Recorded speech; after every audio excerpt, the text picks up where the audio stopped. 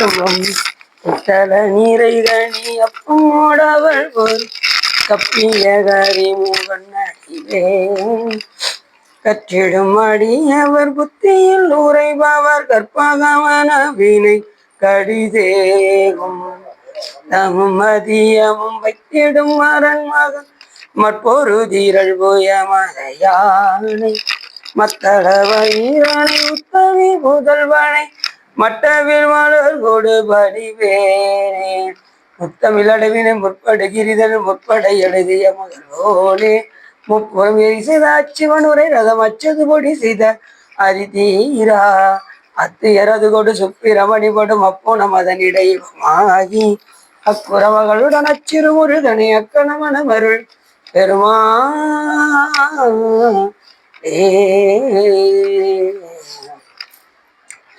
எந்தாயும் எனக்கருள் தந்தையும் நீ சிந்தாகுலமானவை தீர்த்தனையாள் கந்தா கதிர்வேலவனே உமையாள் மைந்தா குமரா மறைநாயகனே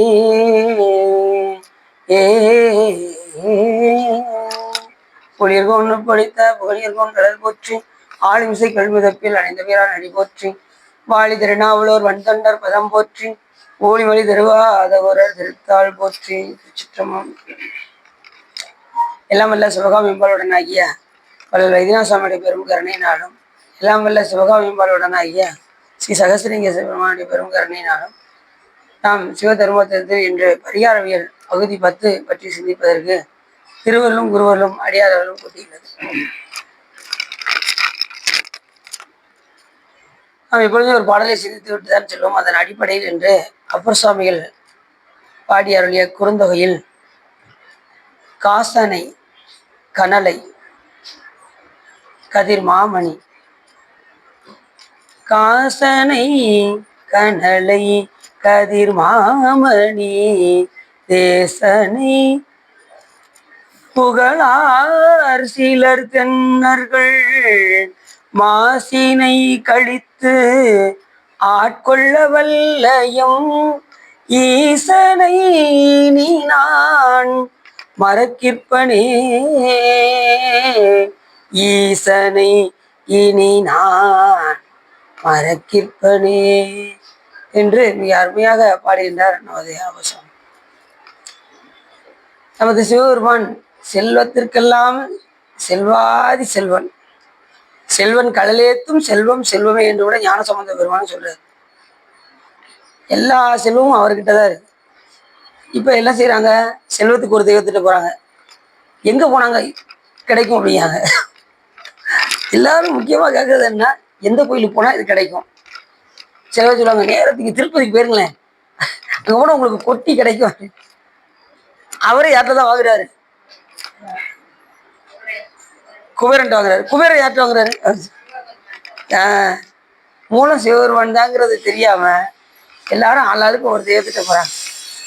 அப்ப எல்லாம் தரும்கான் பெருந்துறையின் மேய பெரும் கருணையால மருந்துருவாய் என் மனத்தை வந்து கூட யாரும் மாணிக்காசருமான் இப்படி எல்லாத்தையும் தரக்கூடிய வல்லமையுடையவர் சிவபெருமான். செல்வர் நெடுமாடம் சென்று சேனோங்கி செல்வர் மதித்தோய செல்வம் உயர்கின்ற செல்வன் கடலேத்தும் செல்வம் செல்வம். எத்தனை செல்வம், எல்லா செல்வமும் சிவபெருமான் தான் கொடுப்பார். அதை காசனை காசு உடையவனாகவும் கனலை நெருப்பை உடையவனாகவும். சாமி உண்மையான வடிவம் எது தெரியுமா உங்களுக்கு, என்ன திருமணியை உடையவன், நெருப்பு மேனியை உடையவன்.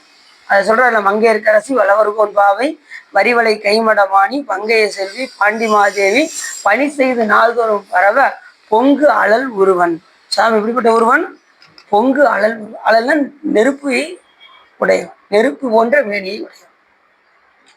அதுக்காக நெருப்பு தான் கடவுள்னு சொல்லிடக்கூடாது. சிலவர் அப்படிதான் சொல்றாங்க, அருட்பெரும் ஜோதியே ஆண்டவர் அப்படிங்கிறாங்க. அப்படி சொல்லி அதுலேயே நின்றக்கூடாது. அதனாலதான் அப்பதான் சொன்னாரு, சொற்றுணை வேதியன் சோதியும் ஆனவன். சோதியாவும் இருப்பாரு, ஆனா சோதி கடவுள் கிடையாது. நிறைய பேர் அப்படியே அதையும் பிடிச்சிக்கிறாங்க, சோதிதாங்க கடவுள் அப்படின்னு பிடிச்சிக்கிறாங்க. அப்படின்னு கூட சொற்றினை வேதியன் சோதியும் ஆனவன், இருநிலனாய் தீயாய் நீருமாகி இயமான நாம் எரியும் காற்றுமாகி அருநிலைய திங்களாய் ஞாயிறாகி ஆகாசமாய் அட்டமூர்த்தியாகி எல்லாமே இருப்பார். ஆனா குறிப்பிட்டு நாம் என்ன சொல்ல முடியாது, சாமி இந்த வடிவினை உடையவர், இப்படிதான் இருப்பார். ரெண்டாவது இப்ப நம்ம நெருப்பு போன்ற மேனி சொல்லணும், நெருப்பாவும் இருப்பார். ஆனா நெருப்பே கடவுள் கிடையாது. அது மாதிரி மைப்படிந்த கண்ணாலும் தானும் கட்சி மயானத்தான் அவன் வார்சடையான் அவன் எண்ணி நல்லான் அவன் ஒப்புடைய நல்லன் அவன் ஒருவன் நல்லன் அவன் ஓர் ஊரனும் அல்லன் அவன் ஓர் உருவமும் இல்லி அப்படியும் அந்நிறமும் அவ்வண்ணமும் அவன் அருளே கண்ணாக காணினல்லால் இப்படியன் இந்நிறத்தன் இவ்வண்ணத்தன் இவன் இறைவன் என்று எழுதி காட்டினான். அவர் பார்த்து காட்டலைன்னா நாம் என்ன செய்ய முடியாது, இறைவனை பார்க்க முடியும். அதுக்கு ஒரு தனி ஸ்பெஷல் கண்ணு ஒன்று கொடுப்பாரு. அந்த கண்ணு வந்து ஞானக்கண்ணுன்னு பேரு. கடைசி முருகப்பெருமான் சூரபத்மன் கொடுத்தாரு. அந்த ஞானக்கண்ணை கொடுத்து தன்னை காட்டினார். அவன் ஆளக்கூடிய 1008 அண்டகம் எதுல இருந்துச்சு? முருகப்பெருமானுடைய நகை கண்ணுல இருந்தது. இப்ப விஷ்ணுவோட என்ன எடுத்தாரு? விஸ்வரூபம் எடுத்தாரு. அவர் எடுத்த விஸ்வரூபம் முருகப்பெருமான் விஸ்வரூபத்துல ஒரு அணு அளவு தான் இருந்ததுதான். அப்ப முருகப்பெருமான் எப்படி இருக்கும்னு பார்த்துக்கோங்க. முருகப்பெருமான் யாரு? சுவாமி இல்ல, அவர் எல்லா உலகமும் அவருக்குள்ள இருக்கும்போது அப்ப எப்படின்னு சொல்ல முடியுது? நம்ம ஏற்கனவே எதுல பார்த்தோம்? திருப்புகழ் விளக்கம் சொல்லும் போது அதுல பார்த்தோம் முருகப்பெருமானுடைய அந்த விஸ்வரூபத்தை. அப்படி சாமியுடைய வியாபகம் வந்து எல்லா பொருளையும் கலந்திருப்பதனால் சாமி வந்து இப்படிதான் அப்படின்னு அறுதிட்டு சொல்ல முடியாது. அவர் எல்லாவற்றையும் கடந்தவர். அவர் நீராக இருப்பார், நெருப்பாக இருப்பார். இப்படி ஒவ்வொரு நிலையில இருக்கும்போது சிவபெருமானுக்கு ஒரு பேர் உண்டு. நீரை உருவமாக கொண்டிருப்பதுக்கு அவனுக்கு பவன்னு பேரு, நிலத்தை உருவமாக கொண்டிருக்கும் போது அவனுக்கு சர்வன்னு பேரு, சூரியனை உருவமாக கொண்டிருப்பது அவனுக்கு பீமன்னு பேரு, ஆகாயத்தை உருவமாக கொண்டிருக்கும் போது நிலம் நீர் காற்று, காற்றை உருவமாக கொண்டிருக்கும் போது அவனுக்கு உக்ரன்னு பேரு, நெருப்பை உருவமாக கொண்டிருக்கும் போது அவனுக்கு ருத்ரன்னு பேரு, உயிரே திருமணியாக கொண்டிருக்கும் போது அவருக்கு என்ன பேரு? பசுபதி என்று பேர். உயிருக்கு உயிரா இருக்காரா சாமி? அப்ப சாமிக்கு என்ன பேரு? பசுபதி. சந்திரனை உருவமாக கொண்டிருப்பது மகாதேவன் பேர். இப்படி ஒவ்வொரு அட்ட மூத்தத்திலையும் சிவபெருமான் விலக்கி தோன்றும் போது அதுக்கு பேர் ஒன்று உண்டு. இதை வச்சு சிவபூஜையில அர்ச்சனை செய்வோம். பவாய தேவாய நம, சர்வாய தேவாய நம, ஈசானாய தேவாய நம, பசுபதே தேவாய நம, உக்ராய தேவாய நம, ருத்ராய தேவாய நம, பீமாய தேவாய நம, மகதே தேவாய நம என்ற அட்டமூர்த்தங்களை வைத்து அர்ச்சனை. இந்த அர்ச்சனை செய்தால் சிவபெருமான் ஒரு நாள் என்ன செஞ்சிருவாராம்? சிவபூஜை பண்ணும்போது ஒரு நாள் நேரில் வந்துடுவான் அப்படின்னு யார் சொல்றான்? அப்போ சாமி சொல்றார், பவனனும் நாமம் பிடித்து திரிந்து பன்னால் அழைத்தாள் இவன் என்னை பன்னால் அழைப்பொழியான் என்று ஒரு நாள் எதிர்ப்புடுங்க. இவன் ரொம்ப நாள் நம்மளை கூப்பிட்டுட்டே இருக்கான்ப்பா, நான் வந்துட்டேன்பா அப்படின்னு சிவபெருமான் வந்துடுவார். ஆனால் அந்த அர்ச்சனை பண்ணணும். எல்லாரும் அவசர அவசரமா பூஜை பண்ணிட்டு இதை பண்ண மாட்டாங்க. 2ஆம் காலத்துக்கு 3ஆம் காலத்துக்கு பூஜை நெய்வேத்தி ஊட்டியாச்சு, அவ்வளோதான். ஒரு பஞ்சபுராணத்தை பாட்டை படித்து தூக்கி எடுத்து ஓடி வச்சுட்டு ஓடிடுவாங்க. அப்படி இருக்கக்கூடாது. இந்த அர்ச்சனை கண்டிப்பாக என்ன செய்யணும்? சிவபூஜையில் இது முக்கியமான அர்ச்சனை. நெய்வேத்தி ஊட்டும் போது இந்த வேற்றாய் விண்ணாய் இன்றாய் பாட்டு எல்லாம் பாடலாம். என்ன அது மாதிரி ஓம் யோம யோம ரூபாய அப்படிங்கிறதுக்கெல்லாம் ஓம் யோம யோகினே நம, ஓம் யோம ரூபாய நம, முன்னாடி ஓமும் பின்னாடி நமமும் சேர்த்து அர்ச்சனையாக மாறிடும். 81 பதமந்திரம். அப்படி ஓமும் நமமும் சேர்த்து சொல்லி அர்ச்சனை பண்ணுவது, அந்த ஓமையும் நமமும் எடுத்து அபிஷேகம் செய்வது, 81 பதமந்திரங்களை சொல்லி. அதுன்னு ஆரம்பத்தில் அந்த இது பண்ணாமல் இருந்தேன், 81 பதமந்திரம். அப்போ நம்ம ஆசிரியர் சொன்னார், அதுக்கு எவ்வளோ நேரமோ ஆக போகுது, ஒரு நிமிஷம் ஆகுமா அப்படின்னு சண்முகையா சொன்னார். எங்க அந்த மந்திரத்தை சொல்லு அப்படின்னாரு. நான் கடன்னு சொன்னேன். இப்போ எவ்வளோ நிமிஷம் ஆச்சு? 1.5 நிமிஷம் ஆயிருக்கு. இது பண்றதுக்கு இதை போய் வேஸ்ட் ஆக்கிட்டியப்பா இவ்வளோ காலத்தை, இனிமேதான் பண்ணுப்பா. அதுல இருந்து அடியன் பண்ண ஆரம்பிச்சிட்டேன். உண்மையில பெரிய சிறப்பு. இல்லைன்னா அப்படி விட்டு இருந்திருப்போம். 81 பந்திரம் சொல்லி எப்போ பண்றது அப்படின்னு யோசிச்சிட்டோம்னு வச்சுக்கோங்களேன், முடியாது. நம்ம பெருமான் நமக்கு தந்திருக்காரு, இந்த வாய்ப்பை நம்ம பயன்படுத்தி கொள்ள வேண்டும். எல்லாமே இருக்கு, அதை நம்ம பயன்படுத்தணும். தினசரி கோயிலுக்கு வந்து நமக்கு நல்லது. ஆனா கோயிலுக்கு வரணும், உங்க மனசு நினைக்கணும், நீங்க விருப்பப்படணும். 2வது எல்லாத்துக்கும் மேலே சாமி உங்களை கூப்பிடணும். அப்படின்னா தான் இங்க வர முடியும். இல்லைன்னா எல்லாரும் வர முடியாது. நீங்க நினைச்சா சாமி உங்களை அழைப்பார். நீங்க பார்த்துக்கிடும் கோயிலுக்கு இப்போ என்ன பாராம போங்க, இப்போ என்ன நாள் இருந்தா என்ன அப்படின்னு இருந்துட்டோம்னா அப்படியும் ஏதாவது ஒரு சாக்கு போக்கு வந்து வரவிடாம ஆயிடும்.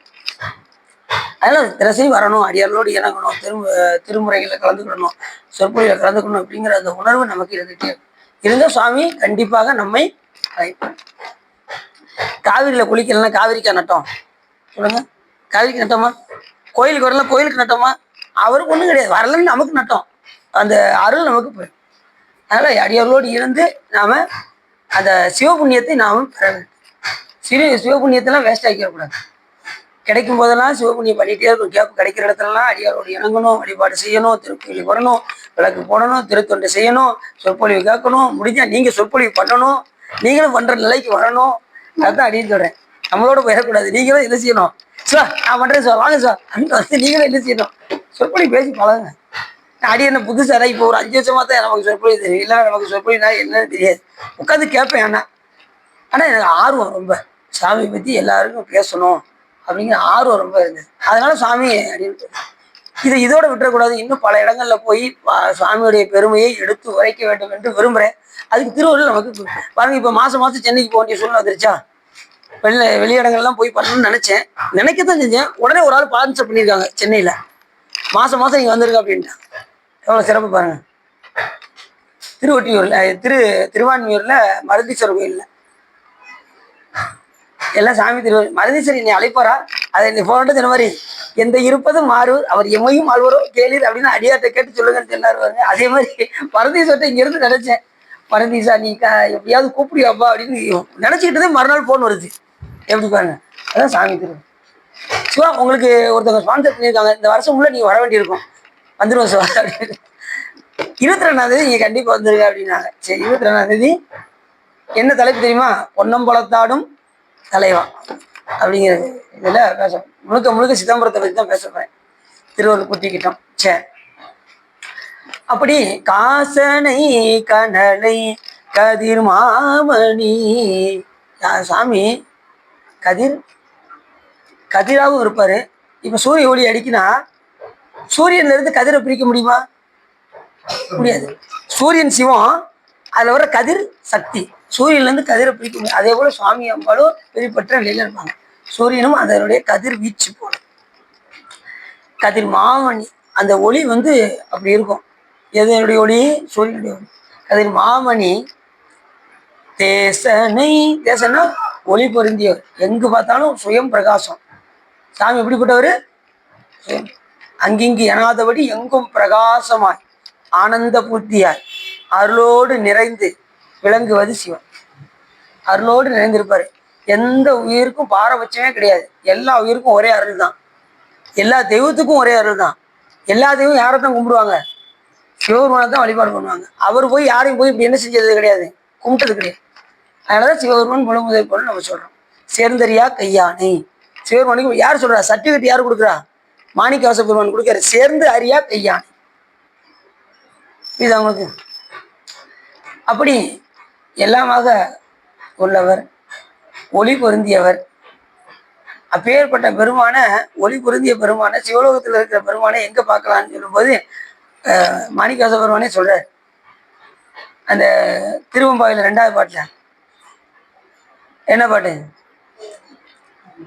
2வது பாட்டு இல்ல, பாசம் பரஞ்சோதிக்கு என்பாய் இராப்பகல் நாம் பேசும்போது எப்போது இப்போதார் அமளிக்கே நேசமும் வைத்தனையோ நேரிழையாய் நேரிழையில் சீசி இவையும் சிலவோ விளையாடி ஏசும் இடமீதோ இன்னொர்கள் ஏத்துதற்கு கூசும் மலர்பாதம் தந்தருள வந்தருளும் தேசன் சிவலோகன் தில்லை சிற்றம்பலத்து ஈசன். அது ஒளி பொருந்தி அங்க போய் பார்க்க முடியுமா? நம்ம ஒளி உடலாகி போய் பார்க்கறது ரொம்ப ரேரு, பார்க்கறது ரொம்ப கஷ்டம். சரி, சிவலோகத்துல போய் பார்க்க முடியுமானாலும் அதுக்கு இந்த புண்ணியமும் நம்ம கிட்ட இல்லை. அங்கேயும் போய் பார்க்க முடியாது. அப்ப அப்படிப்பட்ட பெருமானை எங்க பார்க்கலான்னாரு? இங்க தில்லை சிற்றம்பலத்துல பார்க்கலாம் அப்படின்ட்டு. சிதம்பரத்துல போய் அங்க எப்பயுமே சாமி உருவமா இருப்பாரு, அருவமா இருப்பாரு, அருவுருவமாக இருப்பாரு. அதையும் தாண்டிய சொரூப நிலையில இருப்பாரு. அதனால எப்போ போனாலும் சிதம்பரத்தை நாம போய் தரிசனம் செய்து கொள்ளலாம். தில்லை சிற்றம்பலத்து ஈசனாருக்கு அன்பாரியாம் ஆரேலோர் எம்பாவா என்று மாணிக்கவாச பெருமான். அப்படி தேசனை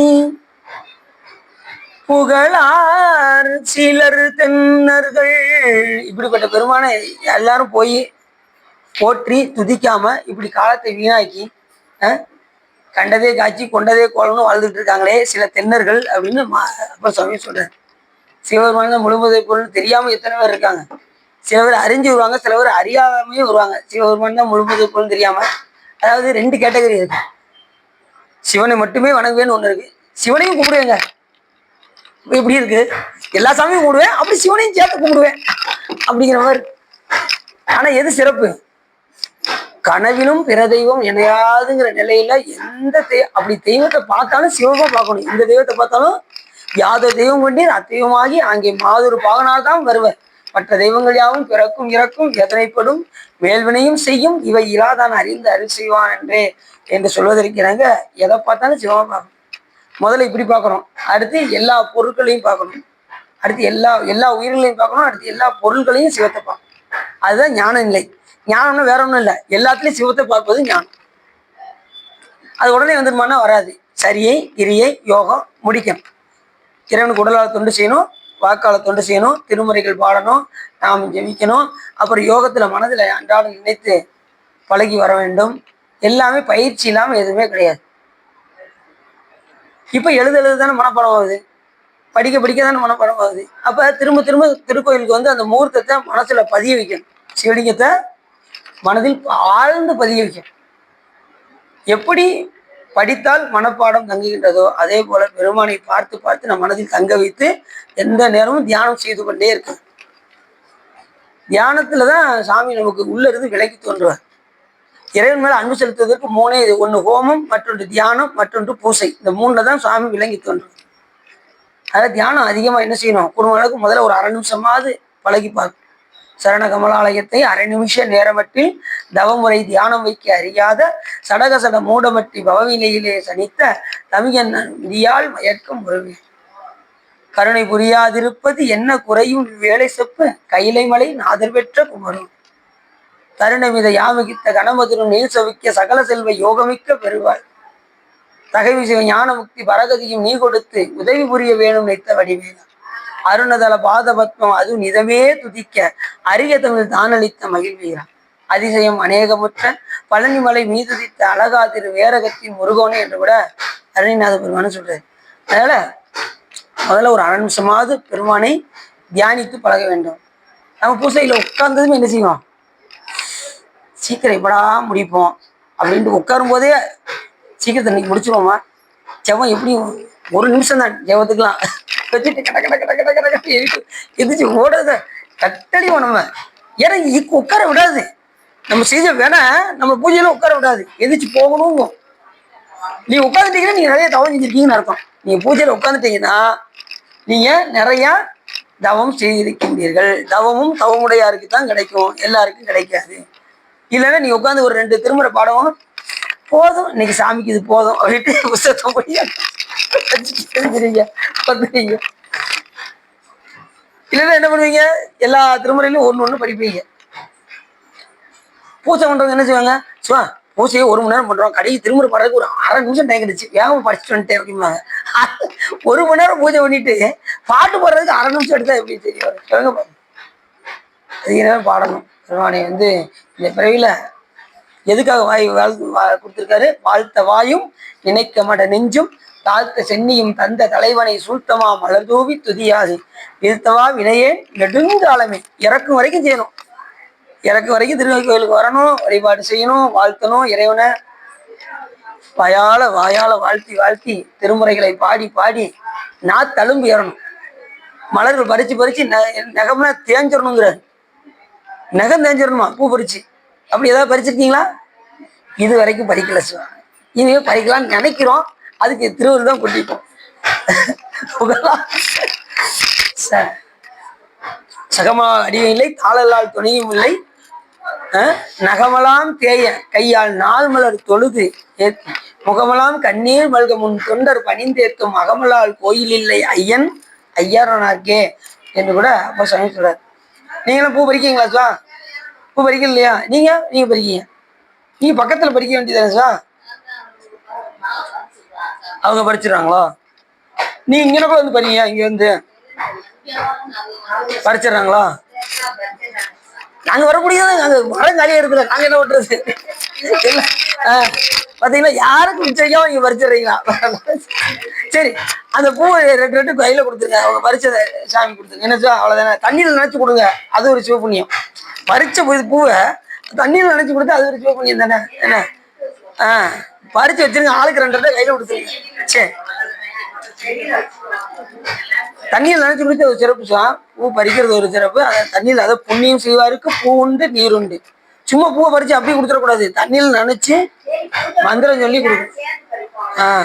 அடிச்சு சரி. பூஜை நடந்துகிட்டு இருக்கு இல்லையா? சரி சார். சார் கரெக்டாக அந்த பாட்டு முடியல வரையாரியா? சேசனை புகழார் சிலர் தென்னர்கள் சொல்லிட்டு மாசினை கழித்து ஆட்கொள்ள வல்லையும். மாசு என்ன மாசு? உயிருக்கு இருக்கக்கூடிய ஆணவமலம் என்கின்ற மாசு. அதை இப்ப சாதாரண தூசியா இருக்குன்னு வச்சுக்கோங்க, நீ என்ன செய்வீங்க? எதை வச்சு தொடப்பீங்க? துணி வச்சு தொடப்பீங்க.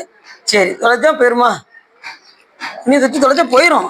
அதுதான் யோசி தொலைச்சா இன்னும் சந்தேகமாவே கேட்கிறாரே சிவா அப்படின்னு ரொம்ப யோசிக்காங்க.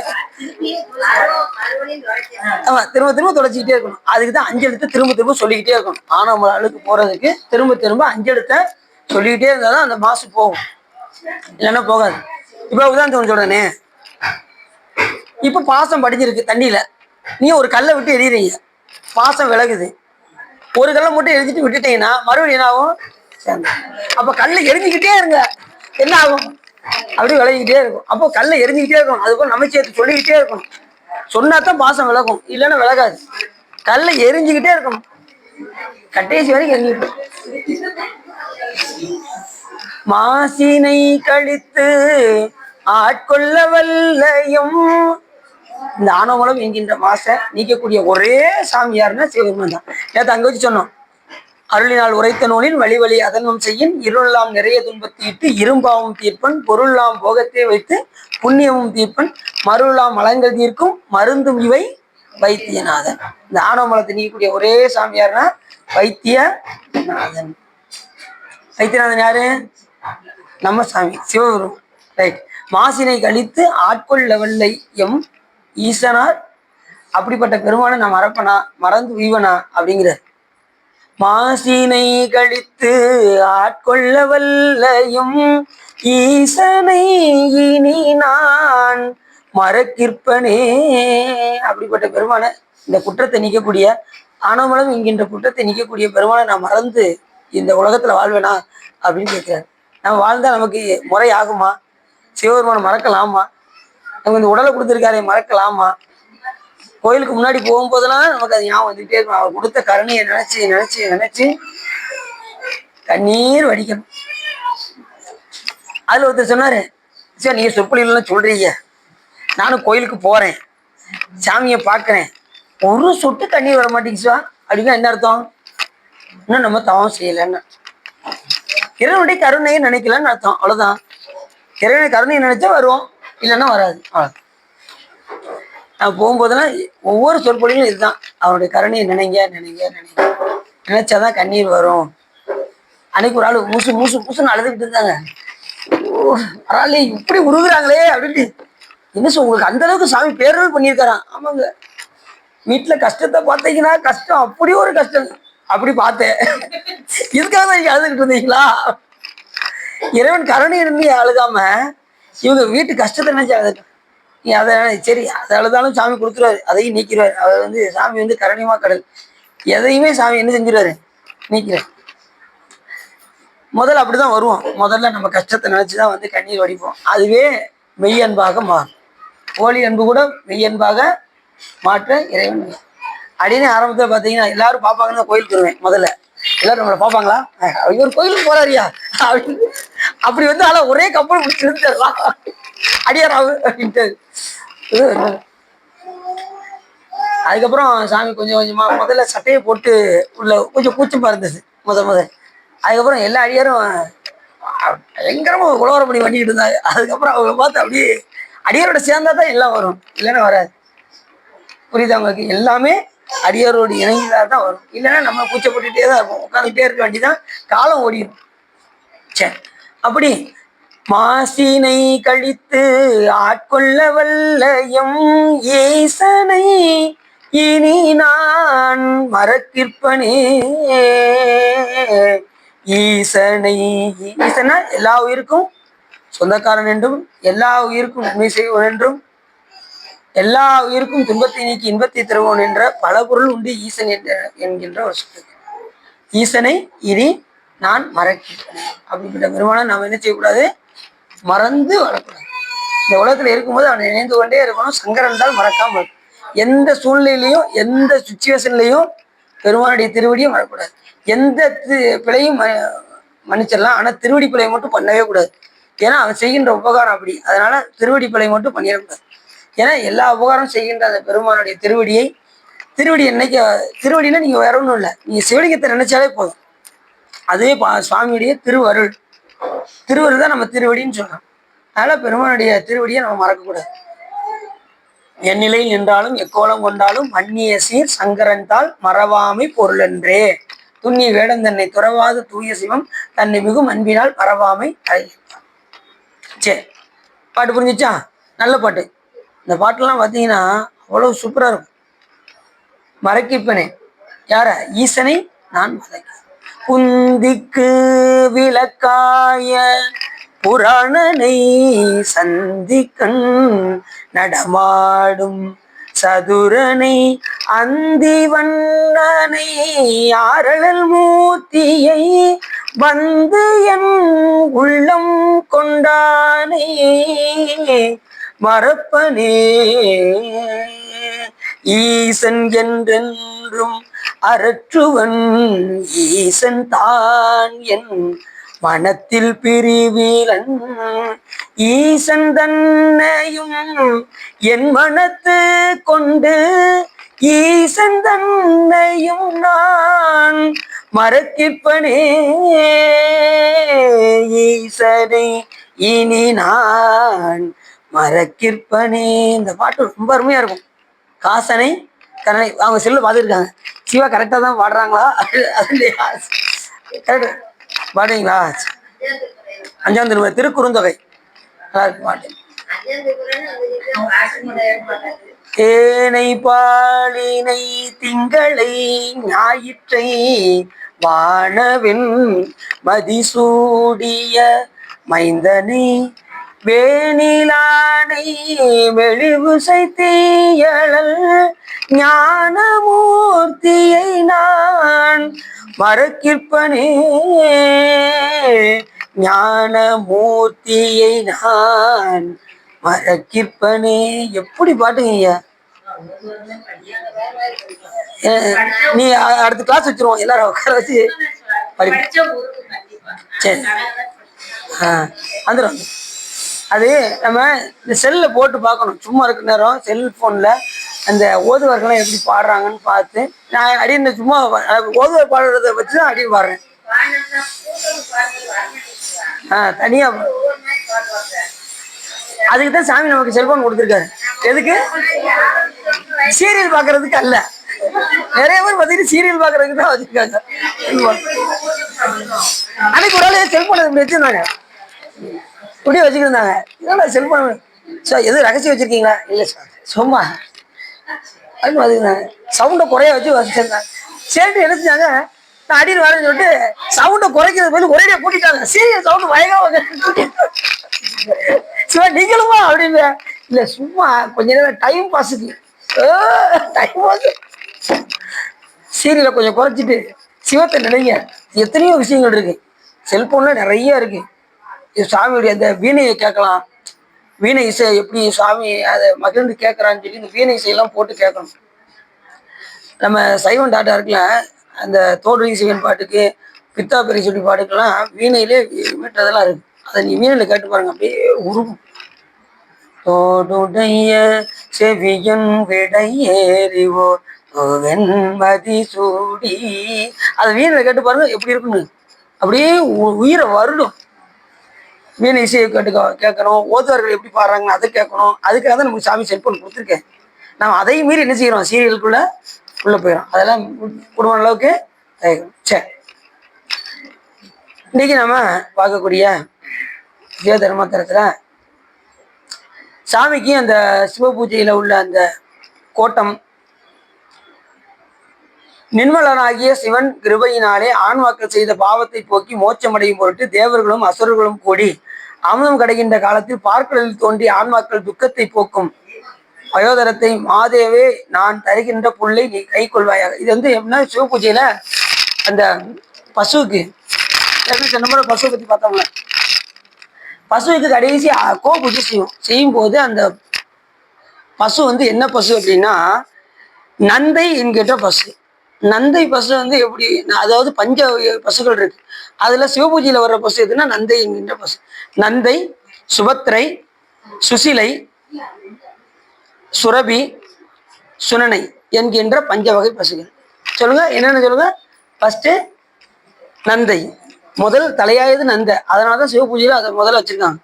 நந்தை, சுபத்திரை, சுரபி, சுசிலை, சுனனை என்கின்ற பஞ்ச வகை பசுகள். அந்த நந்தை பசு ரொம்ப முக்கியமானது. அதுலயும் பாத்தீங்கன்னா இந்த காமதேனு பசுலாம் எல்லா தெய்வமும் அதுல வாழ்வாங்க.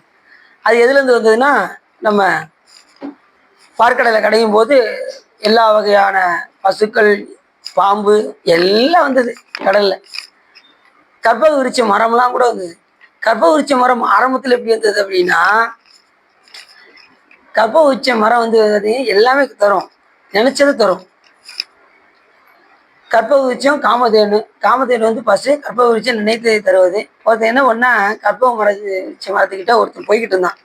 போய்கிட்டு இருக்கும்போது வெயில் ரொம்ப அடிக்குது, அந்த நிழல்ல போய் ஒதுங்கோன்னு அந்த கற்பக விருட்ச மரத்துக்கு கீழே போய் உட்காந்துட்டு நல்லா காத்து வருது. இந்த நேரத்துல சாப்பாடு வந்தா ரொம்ப நல்லா இருக்குமே, ரொம்ப பசியா இருக்கேன்னு நினைச்சான். உடனே சாப்பாடு அவனுக்கு முன்னாடி இருந்துருச்சு. உடனே நல்லா பசி ஆக்குனான். பசிச்சு சாப்பிட்டு முடிச்சாச்சு. சாப்பிட்டு முடிச்சது என்ன வரும், இப்படின்றான். அவ ஒரு கட்டில் இருந்தா ரொம்ப நல்லா இருக்குவே நினைச்சான். உடனே கட்டில் வந்துருச்சு. ஏன்னா நினைச்சதை கொடுக்கக்கூடியது அந்த கற்பக விருட்சம், கட்டில் வந்துருச்சு. அப்படின்னு போய் தூங்குனா, சரி சும்மா சிங்கிளா தூங்குறமே, ஒரு பெண்ணு இருந்தா ரொம்ப நல்லா இருக்கும்னு நினைச்சேன்.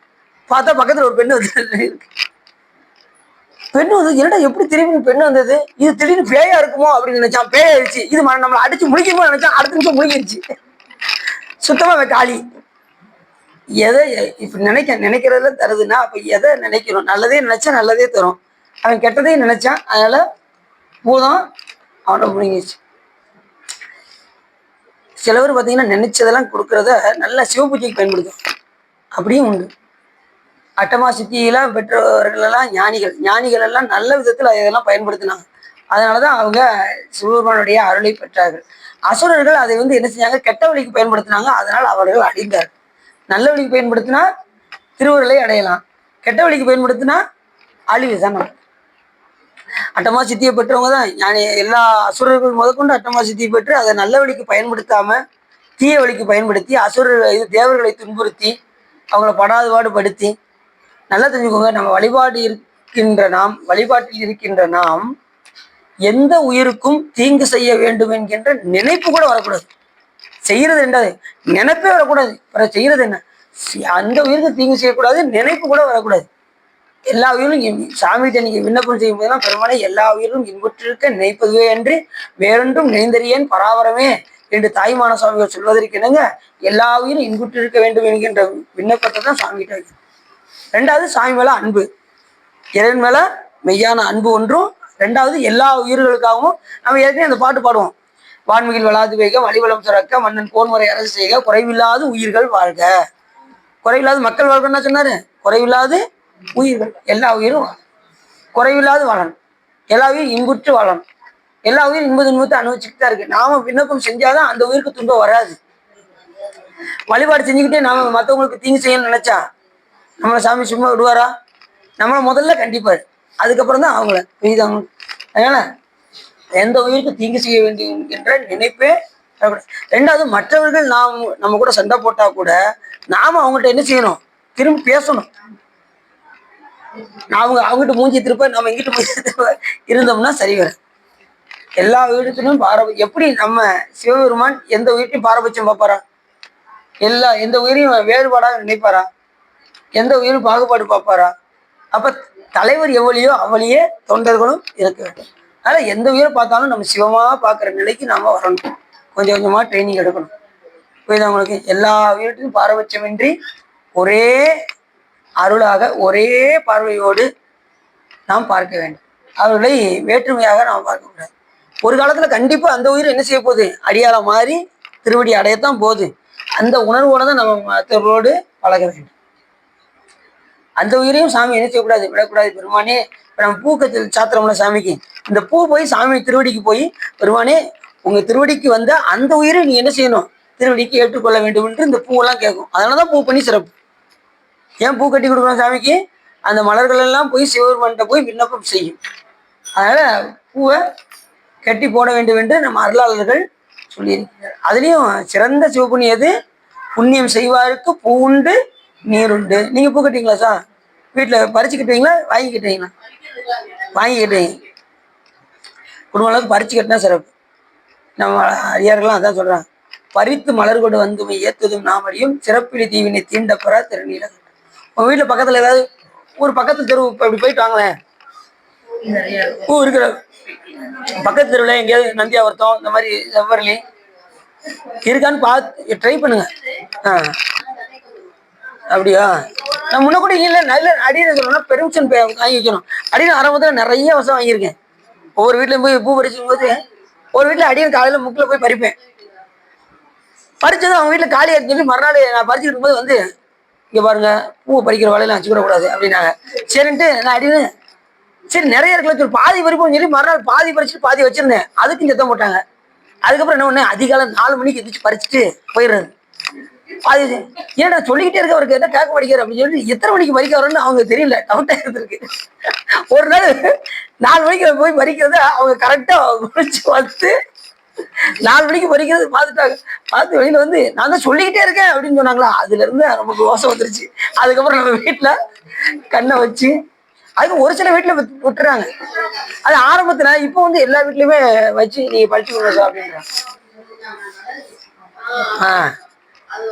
நான் அடி சொல்றேன், இது வைத்தியநாத சாமி போகுது அப்படின்னா அதெல்லாம் எங்களுக்கு தெரியாதுங்க. எங்களுக்கு நாங்க பார்வைக்காக அழகுக்காக வச்சிருக்கோம் அப்படிங்க. அப்ப அது புண்ணியமாக ஆக்குறதுக்கு அவங்களுக்கு வாய்ப்பு சாமி கொடுக்கல. சாமி அவங்களுக்கு கொடுக்கல, அவ்வளவுதான். வீட்டுக்காக அந்த வீடு வந்து மறையக்கூடியதே. இறைவன் என்று நிலையானவர், வீடு மறையக்கூடியது. அது போய் அழகு பார்க்கணும்னு நினைக்கிறாங்க. சரி ரைட்டு. அப்படி இந்த கற்பகுறிச்சி மரம் வந்து எப்படின்னா முதல்ல ஆரம்பத்தில் இந்த விப்ரதன் ஒருத்தன் தான். என்ன பண்ணா, ஒரு வேடுவன். அவன் காட்டுல போய் வேட்டையாடி தனக்கு மட்டுமல்லாமல் தன்னை சார்ந்தவர்களுக்கெல்லாம் அதை கொடுத்து மகிழ்ந்தான். திடீர்னு ஒரு நாள் என்ன ஆயிடுச்சு, காட்டுல எல்லாம் வறட்சி ஆகி போயிடுச்சு. மிருகங்கள்லாம் அங்கிட்ட அங்கிட்டு ஓடிடுச்சு. வேட்டையாடுறதுக்கு ஒன்றும் இல்லை. சரி, நம்ம மக்கள் எல்லாம் கூட இருக்கிற மக்கள் எல்லாம் காப்பாற்ற வேண்டும் என்று அதை காட்டை விட்டு வெளியே வந்தான். வந்து என்ன பண்ணா, வழியில வரவங்கெல்லாம் வழி பறிமுதல் செய்ய ஆரம்பிச்சிட்டான். திருடனா மாற ஆரம்பிச்சிட்டான். அப்படி ஒருத்தரையா திருடி கொண்டிருக்கும் போது திடீர்னு ஒரு முனிவர் அங்கேயே வந்தார். அந்த முனிவர்கிட்ட போய் இவர் என்ன பண்ணாரு, இருக்கிறத பிடிக்க என்னன்னாரு. அவர் இப்படி பார்த்துக்கிட்டே இருந்தார். அவர் எதுக்கும் தைரியமா இருந்தார். அவரை பார்த்ததும் இன்னும் தெரியல, அவரை பார்த்ததுமே அவருக்கு ஒரு ஞானோதயம் இருந்துச்சு. அவர் திருவடியில போய் விழுந்தார். அந்த விப்ரதன் விழுந்ததும் உடனே அதனுக்குள்ள ஒரு தடாகம் இருந்தது. அந்த தடாகத்தில் அருகில் ஒரு செடி, அதை காஞ்சி போன அந்த செடியை அப்படி எடுத்து அவர் கையில் கொடுத்தார். இதை முளைக்க வைத்து நீ எந்த நேரமும் விநாயகப் பெருமானுடைய ஓம் மகா கணபதியே நம என்கின்ற மந்திரத்தை நீ சொல்லிக்கொண்டே இரு என்று அந்த முனிவர் சொன்னார். அது அந்த செடி முளைத்து வந்தாலும் கூட நீ மந்திரத்தை விட்டுறாத. அது எந்த நிலையிலையும் அது வந்து கொண்டே இருந்தாலும் கூட நீ என்ன செஞ்சிடக்கூடாது, மந்திரத்தை விடாமல் செய்து கொண்டே இரு அப்படின்னதும் மந்திரத்தை செவிச்சுட்டே இருந்தா. அது அந்த மரம் தான் கற்பகுறிச்சி மரம். அந்த விப்ரதன் வந்த மரம் தான் கற்பகுறிச்சி மரம். அது நினைக்கிறதெல்லாம் கொடுக்குற மரம் வந்தது. இந்த விஷயத்தை கேள்விப்பட்டு நாரதர் போய் இந்திரன்ட்ட போய் சொன்னான். இந்த மாதிரி நினைச்சதெல்லாம் கொடுக்கக்கூடிய கற்பகுறிச்சம் விப்ரதன் என்கின்றவன் தவம் செய்து விநாயகப் பெருமானை வழிபாடு செய்து அங்கே வைத்திருக்கின்றான். அதை போய் நீ வாங்கி வா அப்படின்னு சொல்லி இந்திரன் வந்து என்ன பண்ணா, ஒரு அந்தன குளத்துல வந்து அவர்கிட்ட இந்த மரத்தை எனக்கு கொஞ்சம் கொடுக்கியான்னு சொல்லி கேட்டான். இவர் எதை நோக்கி தவம் செய்தான் என்றால், இந்த விப்ரதன் விநாயகப் பெருமானை நோக்கி வழிபாடு செய்த காரணத்தினால் இவன் எதை வேணும்னு சாமி பார்த்தாரு. இவன் இந்த மரத்தை வேணும்னு கேட்கறானா, சாமி விநாயகப் பெருமான் தோன்றிதான் அந்த கற்பக வச்ச மரத்தை இது எது கேட்டாலும் எந்த செல்வத்தையும் கொடுக்கக்கூடியது அப்படின்னு சொல்லி சாமி கொடுத்துட்டு மறைஞ்சார். அந்த மரத்தை வந்து இவன் கேட்டான். யாரு? இந்திரன் வந்து கேட்டான். உடனே இவர் என்னன்னாரு, தாராளமா தானமாக கொடுத்தார். எனக்கு பெருமானுடைய திருவடி மட்டுமே வேண்டும் அப்படின்னு விநாயகப் பெருமானை வழிபாடு செய்தார். விநாயகப் பெருமான் அவருக்கு பிறவா நிலையை கொடுத்தார். எப்படி பாருங்க, இப்ப இவனுக்கு செல்வம் வேணுமான்னு பார்த்திருக்காரு. இவன் செல்வம் வேண்டான், அதை தானமாக கொடுத்தான். அடுத்த நொடி என்னது, இந்த செல்வம் வேண்டாம், அடுத்தது எது கிடைக்கும்? பெருமானுடைய திருவடி தான் கிடைக்கும். விநாயகப் பெருமானுடைய திருவடி நிலையில போய் சேர்ந்தான். யாரு? அந்த விப்ரதர். இது விநாயகர் புராணத்துல வருது. விநாயகப் பெருமான் யாரு அதை தெரிஞ்சுக்கணும்ல நீங்க. விநாயகப் பெருமான் யாரு? சாட்சாத் சிவபெருமானே மறந்துடக்கூடாது. அம்மையும் அப்பரும் உடைய வடிவமே விநாயகப் பெருமான். விநாயகப் பெருமானை யாரோ ஒழுக்க அப்படின்னு தயவு செய்து நினைச்சிடாங்க. அதனாலதான் நம்ம நால்வரையும் சிவ குடும்பம் என்று நாம் அழைக்கின்றோம். விநாயகப் பெருமான், முருகப்பெருமான், சாமி, அம்பாள். அதுலயும் அம்பாள் எந்த அம்பாள்? சிவசக்தி, மறந்துடக்கூடாது. சிவன் கோயில்ல இருக்கக்கூடிய அம்பாள்.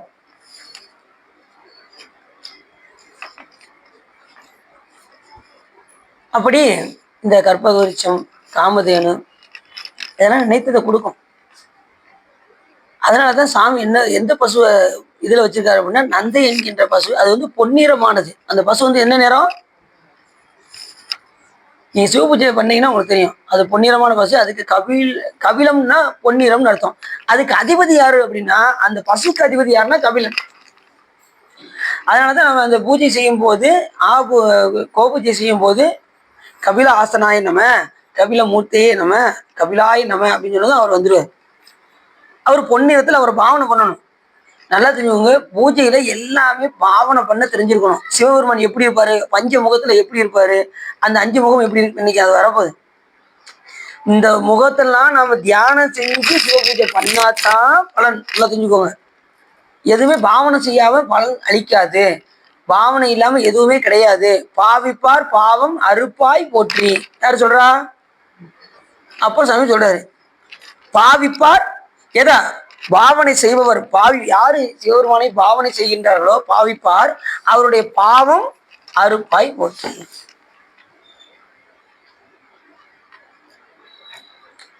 கற்றவர்கள் உண்ணும் கனியே போற்றி. அதுல வருது பாவிப்பார் பாவம்.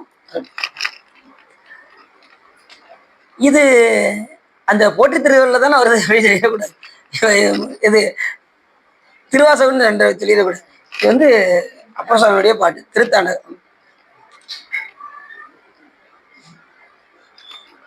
போற்றி திருத்தாண்டகம். அதுல போற்றி திருத்தாண்டகத்தில் நிறைய பாடியிருக்காரு. அப்பர் சுவாமிகள் கடைசி நேரத்துல வந்து பெருமானை எப்படியாவது விரித்து விரித்து பாட வேண்டும் என்று தாண்டகமாக பாடினார் அப்பர் சுவாமி. சரி,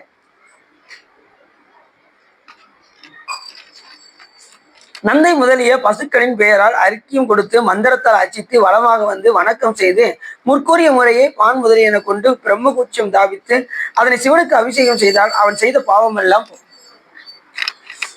இந்த பூஜையிலே வந்து அவன் செய்கின்ற பாவங்களை எல்லாம் அந்த கபில கோபூஜை செய்யும் போது அதுல ஏதாவது குறைபாடுகள் வந்தால், கோபூஜை செய்யும் போது ஏதாவது குறைபாடுகள் வந்தால் அதுக்குரிய அதிதெய்வத்தை நாம் வணங்கி வழிபாடு செய்து சிவபெருமானை அர்ச்சித்தால் நமக்கு அதற்குண்டான பாவங்கள் நமக்கு போகும். இப்ப பொதுவா பாத்தீங்கன்னா தினசரியே நம்ம என்ன செய்யணும்? பசுவுக்கு போய் புல்லு கொடுக்கணும். நீங்க யாராவது கொடுக்கீங்களா? பசுக்கு தினசரி போய் புல்லு கொடுக்கீங்களா? யாவருக்குமா பசுவிற்கோர் வாய் உரைன்னு இருக்காரு. அதுக்குதான் சிவ பூஜையில நீங்க வந்து எல்லாமே உங்களுக்கு வந்துடும். சிவ பூஜையில உங்களுக்கு பசு வந்து எங்க வந்துடும்? உங்க இடம் தேடி வந்துடும். நீங்க ஆவாகனம் பண்ணிட்டீங்கன்னா அங்க வந்துடும் பசு. அதுக்கு புல் கொடுக்குற மாதிரி பாவனை பண்ணிட்டீங்கன்னா முடிஞ்சு போச்சு. பாவனை பண்ணணும். அருகம்புல்லு அப்படியா, அது கொடுங்க. அதான் நீங்க பழக்கப்படுத்தினீங்கன்னா தினசரி வரும். பசுலாம் பழக்கப்படுத்திட்டு தினசரி வந்து கதவு தட்டும். நீங்க திறந்து வழக்கம் போல கொடுக்கணும். நான் அடியில் ராமநாத வீட்டில் பார்த்துருக்கேன். அவங்க தட்டும், அவங்க திறந்து கரெக்டா இது ரெடியா வச்சிருப்பாங்க. அது கொடுக்க வேண்டியதெல்லாம் கரெக்டா வச்சிருப்பாங்க. கரெக்டா அதை கொடுப்பாங்க. தினசரி வந்து நான் அடி 2 தடவை பார்த்துருக்கேன். 2 தடவை கதவை தட்டும், அவங்க திறந்து கொடுப்பாங்க. ரெடியா வரும்னு சொல்லி. அதே மாதிரி காக்கைக்கு நீங்க வச்சு பழகுங்க. தினசரி வந்து அது நிற்கும். எங்கேயாவது நிற்கும். கரெக்டா அந்த டயம் பார்த்து வந்து நிற்கும். மணி 9 ஆச்சு, சூரியன் இது இத்தனை மணி இப்போ வைக்க வருவாங்க அப்படின்னு ரெடியாக நிற்கும். நீங்கள் வழக்கம் போல ஊருக்கு போயிருவீங்க, வெளியூருக்கு. அப்போ அது வந்து ஏமாந்துடும். அப்படி ஏமாந்துடக்கூடாது. குடும்ப அளவுக்கு யாரையாவது அந்த பணியை செய்ய வைக்கணும். வந்து ஏமாந்துடக்கூடாது. அதுக்காச்சும் குடும்ப அளவுக்கு நம்ம வச்சு பழகி இருக்கணும். நாம இல்லைன்னு வேற யாராவது அதை வச்சு. பெரும்பாலும் இப்போ உள்ள இதெல்லாம் மிச்சரு சேவு அந்த மாதிரி தான் காக்கெல்லாம் கேது. சோறு வச்சா சாப்பிட மாட்டேங்கி. அது நாம வைக்கிறதெல்லாம் எப்படி வைப்போம்? நாம எப்படிப்பட்டாலும் பூரா ஆகாது போகாத பூரா எங்க காக்காய் கொண்டு வைக்கா அப்படிங்கிறது. ஆகிறத வைக்கிறது கிடையாது. அன்னைக்கு அடியில் ஒரு வீட்டுக்கு போயிருந்தேன். இல்லைக்கா அதெல்லாம் கலந்து அடியில் ஒரு வீட்டுக்கு போயிருந்தேன். அங்கே எல்லாம் சாப்பிட்டுட்டு இருந்தாங்க. அடியில் உட்காந்துருந்தேன். நான் அடியில் இந்த புஸ்தகத்தை ஒரு இருந்துச்சு ஒன்று படிச்சுக்கிட்டு இருந்தேன். அவங்க எல்லாம் சாப்பிட்டு முடிச்சாங்க. சாப்பிட்டு முடிச்சுட்டு எனக்கு இது வேண்டாம்.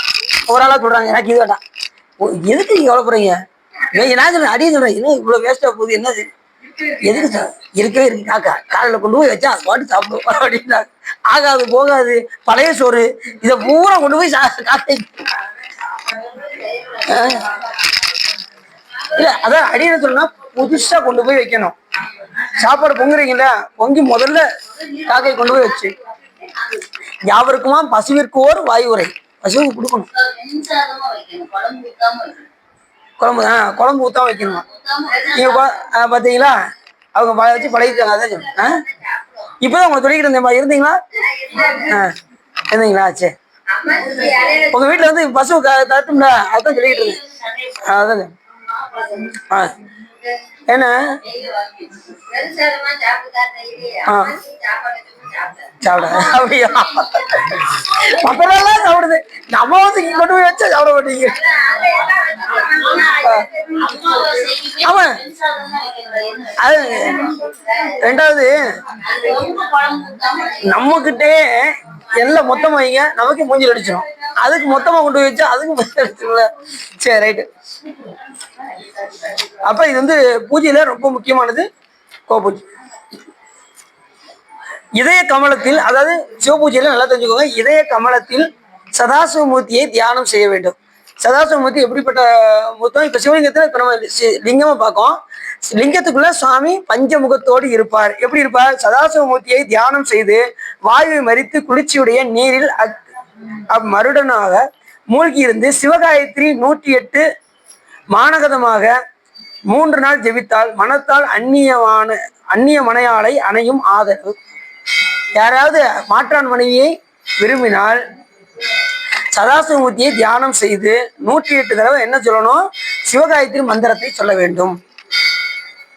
அப்படி போனா ஒரு இது நீங்கும்.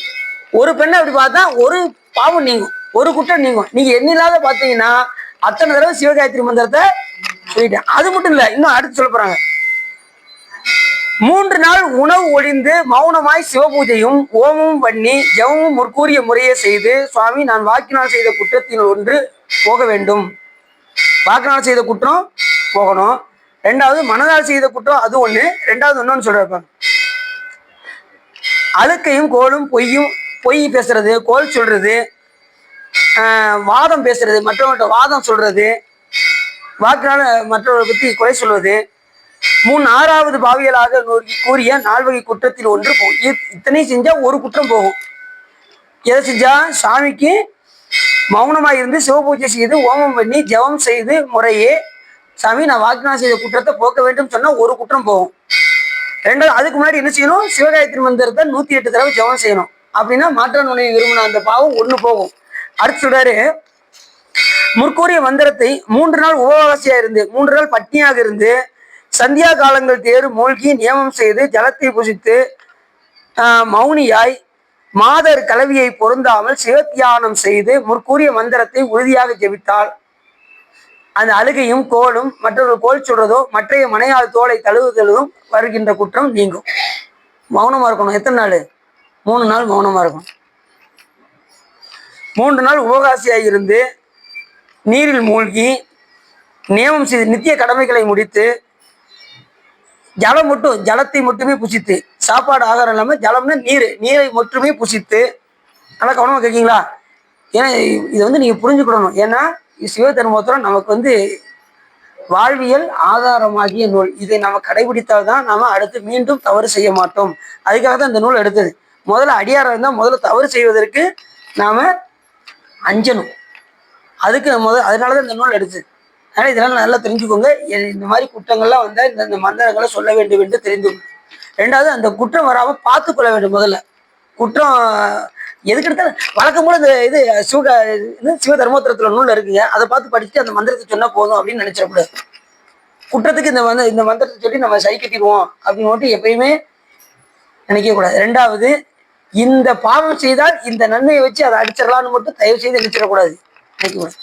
பாவம் அப்படியே தான் இருக்கும், புண்ணியம் அப்படியே தான் இருக்கும். ரெண்டையுமே அனுபவிச்சுதான் ஆகணும். புண்ணியத்துக்கு அதுக்கு தகுந்த பலனாகிய நல்ல பிறவியும், பாவத்துக்கு அதுக்கு தகுந்த மாதிரி தீய பிறவியும் வரும், வந்தே தீரும். வினை நம்மளை சும்மா விடாது. நீ அமெரிக்கா போனாலும் விடாது. ஊழ்வினை உறுத்து ஊட்டும். நீ எங்க போனாலும் உங்களை என்ன செய்யாது, விடாது, தொடர்ந்து வரும். நான் இங்க இருந்தா தான் எனக்கு வினை செய்யும். நான் அமெரிக்காவுக்கு போயிடுறேன் அப்படின்னா அங்க போய் மாட்டிக்கிட்டு முடிச்சுக்கிட்டு இருக்கோம். இப்ப எத்தனை பேர் அங்க இருந்து வர முடியாம தவிச்சிருக்காங்க பாத்தீங்களா? அமெரிக்காவுக்கு போனவங்க எல்லாம் ஃபிளைட்டு கிடைக்காம குண்டை போட்டுட்டு எவ்வளவு வேதனையா இருக்காங்க, யோசிச்சு பாருங்க. வேணா எங்க போனாலும் என்ன செய்யாது. அப்ப எந்த நிலையிலையும் சிவபெருமானை வழிபாடு செய்தால் மட்டுமே நாம் என்ன செய்ய முடியும், நாம தப்பிக்க முடியும். வழிபாடு செய்தால் ஒழிய. ரெண்டாவது, நமக்கு காலம்லாம் ரொம்ப இல்லை. நம்ம நினைக்கிற மாதிரி 100 வருஷம்னா வாழ்றதெல்லாம் ரொம்ப ரேரு. இந்த காலத்துல வாழ்ந்தா ரொம்ப சிறப்பு. அந்த காலத்தை நம்ம புண்ணிய காலமாக மாற்ற வேண்டும். 100 வயதையும் புண்ணிய காலமாக மாற்ற வேண்டும். ரெண்டாவது, அடுத்த நொடி என்ன நடக்கும் சொல்ல முடியாது. இருக்கும்போதே, காற்றுள்ள போதே இறைவனை நாம் தூற்றி கொள்ள வேண்டும்.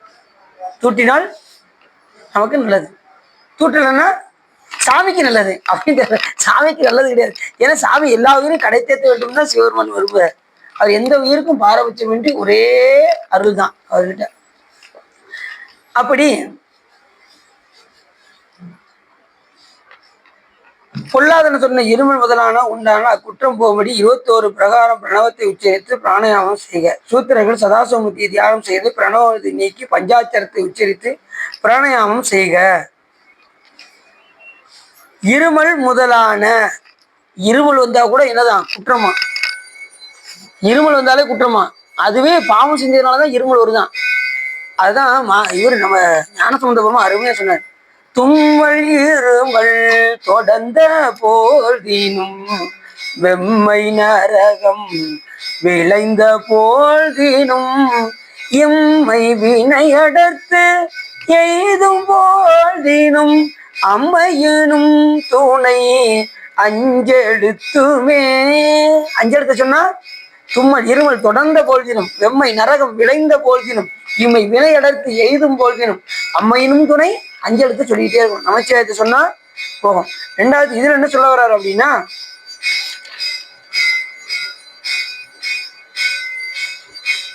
இருமல் முதலான உண்டானால் அதனால் ஏற்படக்கூடிய குற்றம் போகும்படி 21 வரை பிரகாரம் பிரணவத்தை உச்சரித்து 21 தடவை என்ன செய்யணுமா, அக்குற்றம் போகும்படி கோயிலை சுத்தணும். சுத்தி பிராணாயாமம் செய்யணும். இது சூத்திரர்கள்னா அந்தணர்கள் என்ன செய்வாங்கன்னா சதாசிவமூர்த்தியை தியானம் செய்து பிரணவத்தை நீக்கி பஞ்சாட்சரத்தை உச்சரித்து பிராணாயாமம் மட்டும் செஞ்சா போதும். அந்தணர்கள், சூத்திரர்கள்னா அந்தணர்கள் பேர். அவங்களுக்கு அந்த நியதி. நமக்கெல்லாம் 21 தடவை பிரகாரத்தை சுத்தி அக்குற்றம் போகும்படி பிரணவத்தை உச்சரித்து பிராணாயாமம் செய்யணும். செஞ்சா அதனுடைய குற்றம் போகும். அப்ப இருமல் கூட எதனா வருது. இப்ப எப்படி இருமல் வருதுன்னா, ஒருத்தர் இருமிக்கிட்டு இருப்பாங்க, மற்றவங்களுக்கு சந்தோஷமா இருக்கும். உனக்கு வேணும்டா, என்ன பேச்சு பேசுறேன், நல்ல இருமு நல்ல இருமு, இதெல்லாம் எனக்கு பத்தாது, இங்க பாரு அப்படி சில பேர் பார்த்தீங்கன்னா அடுத்தவங்களுக்கு ஒன்னாச்சுன்னா இவங்களுக்கு கொண்டாட்டமா இருக்கும். புரியும், எல்லாம் வேணாம். நமக்கு வரக்கூடிய ஒவ்வொன்றும் வேணாம். நம்ம துன்பப்படுறோமா, செஞ்சு வச்சிருக்கோம். காய்ச்சல் வருதா, செஞ்சு வச்சிருக்கோம். வயிற்று வலி வருதா, செஞ்சு வச்சிருக்கோம். எல்லாமே நம்ம செஞ்சதை தான் சாமி என்ன செய்யறாரு நமக்கு. புதுசாலாம் ஒருத்தர் பாவம், இவன் ரொம்ப கம்மியா செஞ்சிருக்கான், இவன் இதை தூக்கி ஒன்று கொடுத்துருவோம் அப்படின்னு கொடுத்து அவர் கடவுளாக வாரா? கடவுள் அப்படி செய்யவே மாட்டேன். அவரவர் வினைவடி அவரவர் வந்தனர், அவரவர் வினைவடி அவரவர் அனுபவம், எவரவருக்கு உதவினர் எவரவருக்கு உதவியர், எல்லாம் சிவன் செயல் என்று என் நெஞ்சமே ஈசனே ஆக்குவதும் ஆக்கி அழைப்பதும் தானால் நோக்குவதின் யான் பிறரில் உண்டு. ஈசனே ஆக்குவதும் அழைப்பதும் தானால் நோக்குவதின் யான் பிறரில். அதனால யாரையும் என்ன செய்யக்கூடாது, குற்றம் சொல்லக்கூடாது, அடுத்தவங்களை பார்த்து பூலாப்படக்கூடாது, அவங்க உயர்ந்துட்டாங்களே நினைக்கக்கூடாது. முடிந்த அளவுக்கு எல்லாத்தையும் சிவமா பார்க்கணும். அதுதான் நமக்கு இன்னும் சொல்றது என்னது, எல்லாத்தையும். அதுதானே சிவா வரமாட்டேங்குது. நாங்கள் என்ன சிவா செய்யறது, அதுக்கு வழிபாடு செய்யணும். வழிபாடு செஞ்சா மாறும், செய்யலைன்னா மாறாது. ஈசான முகம் சிறுபிள்ளை போன்று. இப்ப நல்லது வச்சுக்கோங்க. இப்ப சிவபெருமான் சிவலிங்கத்துக்குள்ள எப்படி இருப்பாருங்கிற அந்த இதை நீங்க பாவனை பண்ணணும். நல்லா கவனமா கேளுங்க. நீங்க சிவலிங்கத்தை பார்க்கும்போது இதை பாவனை செய்யணும். ஈசான முகம், உச்சி முகம் எப்படி இருக்கும்னா குழந்தை வடிவத்துல சிறுபிள்ளை போன்று கந்த ஸ்படிகமயமாய், ஸ்படிக நேரத்துல சுவாமி குழந்தை வடிவத்துல மேல் நோக்கி ஈசான முகம் இருக்கும் என்று பாவனை பண்ணணும் நீங்க சிவலிங்கத்தை பார்க்கும்போது. சரிதானா? ரைட். ரெண்டாவது, அவர் எப்படி இருப்பார் அப்படின்னா அனவரதம், வரதம் கை வந்து அப்படி இருக்கும், ஈசான திசையை பார்த்து மேல் நோக்கி. இவ்வாறு கூறிய முகத்தின் கீழ் கோங்கம்பு நிறம். கோங்கம்பு நிறம்னா இது மஞ்சள் கலர் நிறம். சிறுபிள்ளை போன்ற இருக்கிற முகம் வந்து மேல் நோக்கி இருக்கின்ற ஈசான முகம் வந்து ஸ்படிக நிறம். கிழக்கு பார்க்கின்ற இருக்கின்ற முகம் வந்து கோங்கம்பு நிறம், அதாவது மஞ்சள் கலர்ல. அந்த நேரத்துல நிறம் போன்று தத்புருஷ முகம் மேல வந்து ஈசானம், தத்புருஷம் வந்து கிழக்க பார்க்கின்ற. இப்ப சாமி எங்க பார்த்திருக்காரு? இந்த நிறம் வந்து எப்படிப்பட்ட நிறம்? மஞ்சள் கலர்ல கோங்கம்பு நிறத்துல சுவாமி எப்படி இருப்பார் அப்படின்னா யௌவிய வண்ணத்தை, அதாவது அதான் மஞ்சள் கலர்ல உடையவர்கள் முகம் போன்று கிழக்கு முகமாய் விளங்கும். கண்டவர்களுக்கு பயங்கரவுமாய் கீழ் நாளா நின்ற தாடியை புறப்பட்ட வெயிற்றினுடைய உடையதாய் கருத்து விருத்த முகம் போன்று அகோர முகமும். கோங்கம்பு நிறம் கிழக்கு பார்க்க இருக்கும். அதுக்கப்புறம் கண்டவர் பயங்கரமாக கரு கரு கரு கரு கருன்னு அகோர முகம் எப்படி இருக்குமா? வானத்துல கரு, இப்ப மேகம் மூட்டுச்சுன்னு வச்சுக்கோங்க, எப்படி கரு கரு கருன்னு இருக்குமோ அதே போன்று அகோர முகம் இருக்கும் சிவருமனுடைய. இங்கிட்டு என்ன முகம் இருக்கு? தெற்கு. தெற்கு பார்த்த முகம் வந்து அகோர முகம். அந்த முகம் கண்டவர்களை பயங்கரமாய் கீழ் நாளா நின்ற தாடி வச்சிருப்பாராம் சாமி. இந்த முகத்துல உள்ள முகம் வந்து கருத்து விருத்தர் முகம் ஒன்று. கருத்து கருகன்று பாரு. விருத்தன்னு என்ன அர்த்தம்? விருத்தன வயதான தோற்றம்னு அர்த்தம். பாலனாம் விருத்தனாம் பசுபதி தானாம் பண்டுவம் கூட்டை அடியவருக்கு அருளும் காலனாம் எனதுரை தனதுரையாகங்கிறாருல ஞானசம்பந்தர். அதே மாதிரி ரெண்டாவது பாலனாய் விருத்தனாகிய படலம் கூட 64 திருவிளையாடல வருது. சாமி பாலனாயி விருத்தனாயி வர இதெல்லாம் இருக்கும். அந்த 64 திருவிளையாடல ஒண்ணு. விருத்தனா வயதானவர்னு அர்த்தம். அவர் வயதான இதுல தாடி வச்சு இந்த தெக்க பார்க்குற முகத்துல சுவாமி எப்படி இருப்பார். வெச்சிப்பூ நிறம் அப்படின்னு என்ன நிறம்? அதுக்கு அடுத்து சொல்றாரு, வெச்சிப்பூ நிறம் பெற்று மாதர் முகம் போல வாமதேவ முகம். இடது பக்கத்துல யார் இருக்கா? அது என்ன நிறம்? வெச்சிப்பூ என்ன நிறத்துல இருக்கும்? சிவப்பு நிறம். சிவப்பு நிறம். அம்பாள் வந்து இந்த சைடு வந்து சிவப்பு நிறத்துல சுவாமி வாமதேவ பாகத்தை கொண்டிருப்பார். ரெண்டாவது அம்பாள் வந்து நம்ம பச்சை நிறத்தை சொல்லுவோம், ஆனா சாமியோட சேர்ந்து இருக்கும் போது செந்நிறம் தான். தனியா பிரிச்சு சொல்லும் போதுதான் பச்சை நிறம் உடையவள் நம்ம சொல்லுவோம். அதாவது வெள்ளி வெற்பின் மரகத கொடியுடன் விளங்கும் தெல்லு வெற்பின் பவள வெற்பனை இடப்பாகம் கொண்ட கொல்லுமா மலையாளுடன் கூட வீற்றிருந்த வள்ளலாரை முன் கண்டனர் வாக்கின் மன்னவனாம் என்று கூட சேக்கிலா சாமி சொல்றாரு. வெள்ளி வெற்பின் மரகத கொடி. அங்க கைலாய மலை அப்படியே பனி நிறமா இருக்கான், வெள்ளை வெள்ளையேன்னு இருக்கான். பனி மூடி வெள்ளை வெள்ளையேன்னு சாமிக்கு திருநீர் பூசுறது போல இருக்கான். சாமி அங்க எப்படி இருக்காராம்? பவள வெற்பின். பவளம் எப்படி இருக்கும்? செக்கச்செவேன்னு சாமி இருக்காராம். அதுல அந்த மலை வந்து திருநீர் பூசுறது போல இருக்கான். அம்பாள் வந்து அப்படி அந்த கொடி அப்படி படரும் பாருங்க, மரகத கொடியுடன் விலகும். அம்பாளும் சாமி அப்படி சேர்ந்து இருக்காங்க கைலாய மலையில. அதை அப்படி உருவப்படுத்தி சொல்றாரு பாருங்க. வெள்ளி வெற்பின் மரகத கொடியுடன் விளங்கும் தெல்லு பேரொளி பவள வெற்பனை இடப்பாகம் கொண்ட கொள்ளு மாமலையாளுடன் கூட வீட்டிருந்த வள்ளலாரை. வள்ளல்னா யாரு? சிவபெருமான் ஒருத்தர் தான் வள்ளல், மற்ற யாரும் வள்ளல்னு சொல்லக்கூடாது. முருகப்பெருமான் வள்ளல்னு சொல்லுவோம். ஏன்னா வள்ளலுடைய மனைவி வள்ளி. முருகப்பெருமான் யாரு? சிவபெருமான். வள்ளலாரை முன் கண்டனர் வாக்கின் மன்னவனாம். அப்படி அந்த முகத்தை வெச்சிப்பூ நிறம் பெற்று மாதர் முகம் போல் அவர் ஆபரணத்தையும் உடைத்ததாய் வாமதேவம் முகம் விளங்கும். இடத்தோளின் மேல் விளங்கும். இந்த சைடு பிடரில் மேல் திசையை பார்க்க இருக்கின்ற சத்யோஜாத முகம் பின்பக்கம் அரசர்கள் முகம் போன்று பால் நிறம் பெற்றிருக்கும். ஏற்கனவே நான் உங்களுக்கு அன்னைக்கு சொன்னேன், ஈசான முகம் ஸ்படிக நிறம், தத்புருஷ முகம் மஞ்சள் கலர் கோங்கமு நிறம், அகோர முகம் கருகருன்னு கருமை நிறம், வாமதேவ முகம் சிகப்பு நிறம், சத்யோஜாத முகம் பால் போன்ற நிறத்தை உடையது அப்படின்னு சொல்றோம். அதே போல சுவாமி அங்கே விளங்கி தோன்றுவார். அதை வந்து நம்ம பாவனை பண்ணணும். சிவலிங்கத்தை இப்படி பார்த்து விட்டுறக்கூடாது. உள்ள சதாசிவமூர்த்தியாக சிவபெருமன் 5 திருமுகத்தை கொண்டு விளங்குகின்றார். அந்த திருமுகம் எப்படி இருக்கின்றது என்பதை அறிந்து நாம் என்ன செய்யணும்? பாவனை செய்ய வேண்டும். பாவனை செய்தால் நீங்க சிவலிங்கத்தை போய் அந்த பாவனை செஞ்சிட்டீங்கன்னா உங்களுடைய பாவம் போகும், இல்லைன்னா போகாது. பாவிப்பார் பாவம் அறுப்பாய் போற்றி. பாவனை செய்யணும். பாவனை இல்லாம எதுவும் கிடையாது. இப்ப நீங்க சிவலிங்கத்தை இப்ப பாக்கீங்க, எல்லாம் எப்படி பாக்கீங்க? ஈசா அப்படி கண்ணை மூடி தியானிக்கணும். ஈசான முகம் குழந்தை வடிவம், தத்புருஷ முகம் பொங்க புணரும், அந்த அதான் நிறங்களோர் 5உடையாய் விண்ணோர்கள் ஏத்த மறைந்திருந்தாய் எம் பெருமான் வல்வினையின் தன்னை மறைந்திட மூடிய மாயை இல்லை. இப்படி பாவனை பண்ணா மறைந்திட மூடிய வல்வினையை சுவாமி என்ன செய்வாரு? பாவனை செய்யணும். பாவனை பண்ணாம எதுவும் கிடையாது. சரிதானா? அப்படி படிகம் போன்ற திருமேனியையும் ஜடா மகுடத்தில் கொண்டை மாலையும் நல்லா தெரியுங்க. படிக நிறம் இருக்கு பாருங்க, அந்த திருமேனியும் இப்ப சாமி 5 முகத்தை வச்சுட்டு அதுக்கப்புறம் உடல் எப்படி இருக்கும்னா ஒன்னோட தான் இருக்கும், ஒரே உடலா தான் இருக்கும். சாமி கையில என்ன வச்சிருப்பாருன்னு பாருங்க, ஜடா மகுடத்துல கொன்றை மாலை இருக்கும். எல்லாம் தியானம் பண்ணிக்கோங்க. நான் சொல்ல சொல்ல சாமி எப்படி இருக்கான்னு. கொன்றை மாலை பார்த்துருக்கீங்களா? சரக்கொன்றை பார்த்துருக்கீங்களா? மஞ்சள் கலர்ல இருக்கும். கொன்றை மாலையும் இளம் பிறையையும் 15 விழியையும் 15 விழி எத்தனை விழி? 2 10 தானுங்க. அது எப்படி 15 விழினா நெற்றிக்கண்ணை சேர்த்துக்கோங்க. எவ்வளோ ஆச்சு? 15 விழி. சிவபெருமானுக்கு எத்தனை கண்ணு? எங்களுக்கு தெரிஞ்சு முக்கன்னு சொல்றாங்க. அவர் முக்கட்பெருமான்னு சொல்றாங்க. 5 முகத்துக்கு 5 15 விழியையும் அந்த 5 முகத்துக்கும் முக்கண்ணை பாவிக்கணும். வலப்புறத்து திருக்கரத்தில் அபயம் சூலம் மாத்திரைக்கோள் தமருகம். தமருகம் என்னது? வெடித்த தமருகம் கை தரித்ததோர் கோல கால வைரவனாகி வேலை முறித்து உமை அஞ்ச கண்டு 1 மணிவாய் வில்லச் சிரித்தருள் செய்தார் திருச்சேரி சென்னறி செல்வனாரின்னு கூட யார் சொல்றா? அப்போ சாமி சொல்றாரு. கோல கால பைரவனா யார் இருக்கா?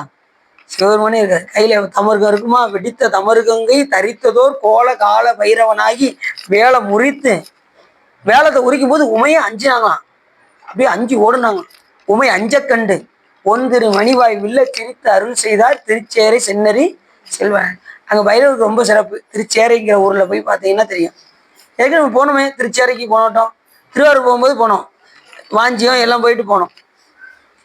நீங்கள் போன வருஷம் கூப்பிட்டு போனீங்க.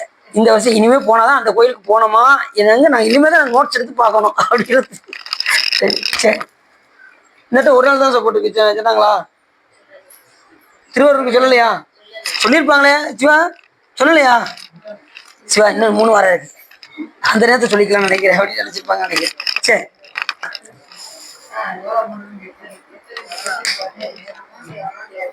ஒரு 1000 தான், ஒரே 1000 தான், ரொம்பலாம் கிடையாது. சொல்லியாச்சு எல்லாத்தையும் கேட்டாங்க, சொல்லிட்டேனே. கிட்டத்தட்ட முடிய போகுது. சீட்டு இருக்கு இல்ல, நமக்கு போகதான் சமைச்சோம் உண்டு. சரி, அப்படி திருமேனி படிக்க நிறம் 3 விழியையும் உடையவரை இது கொன்றை மாலையும் இளம்பரையும் 15 விழியையும் வலப்புற திருக்கரத்தில் அபயம் சூலம் மாத்திரைக்கோள் தமருகம் இட திருக்கரத்தில் வரதம் மாதுளம் பழம் பாம்பு ஜபமாலை நீலோத்பல மலர் போன்றதை தரித்து 16 வயதை உடைய 32 உறுப்பையும் 2 சீவாதத்தையும் உடைய சதாசிவ தேவர் சதாசிவ தத்துவத்திற்கு புத்தி காரியமாக தன்மம் ஞானம் முதலிய சிங்க கால்களையும் 1000 தலத்தையும் உடைய பதுமமே ஆதரமாக எழுந்தருளி இருப்பார். சரிமா? 1000 கீழே பீடம் இருக்குமா, அதுக்கு மேல சுவாமி அமர்ந்திருக்கிறதாக பாவிக்கணுமா. சதாசிவமூர்த்தி தியானம் இப்ப அனுஷ்டானம் எடுத்தவங்களுக்கே உங்களுக்கு வந்திருக்கோங்க. சாமி ஒவ்வொரு கரத்துல என்னென்ன வச்சிருப்பாரு அப்படிங்கிறது அனுஷ்டானம் அந்த புக்கில் எடுத்து பார்த்தீங்கன்னா தெரியும். சதாசிவம் நீ அதுலயும் இருக்கு. இதுலயுமே நீங்க சதாசிவமூர்த்தி தியானம் பண்ணணும். அதெல்லாம் பண்றதே இல்லைன்னா நீங்க முதல்ல ஒரு ஜெராக்ஸ் ஒன்று கொடுத்தீங்க சார், அதை முடிக்கிறதுக்கே எங்களால் இன்னும் முடியல. அப்படி அதை முடிச்சுட்டு நீங்க புக்குக்கு போகணும். சரி, நம்ம குஞ்சித பதைய டெய்லி அதை எடுத்து போட்டு அவங்க செய்யறதை பார்த்து அப்படி பின்னாடியே செஞ்சுக்கிட்டே வாங்க. அவங்க செய்யறாங்கல்ல, அதை பார்த்து செய்யுங்க. ஒரு 20 நிமிஷம் தான் ஆகும், ரொம்பலாம் ஆகாது. அதை மாதிரி பண்ணுங்க. சரி தானே? சரி, அப்புறம் பாடிட்டீங்கன்னா அப்புறம் செல்போன் எடுத்து ஓரத்தில் வச்சுட்டு நீங்க கடை பண்ணிடுங்க. 20 நிமிஷம் நீங்க பண்ணும்போது 10 நிமிஷம் ஆயிரும், இல்லை 5 நிமிஷமா கூட ஆயிரும். அவ்வளோ வேகமா இதுனா அது ஓட அடுத்து இது செய்யறாரு அமைச்சிட்டு சிவாசனாயம சிவமூர்த்தியே நம, ஓம் ஈசான மூர்த்தியே நம அப்படின்னு. அதுக்கப்புறம் கட் பண்ணணும். அப்புறம் ரெண்டாவது தத்புருஷ பக்தனாய், நான் அடியும் ஆரம்பத்தில் அப்படிதான் பண்ணோம். கொஞ்சம் கொஞ்சமா கொஞ்சம் லேட்டாகும், அப்புறம் போக சரியாயிரும். சரி,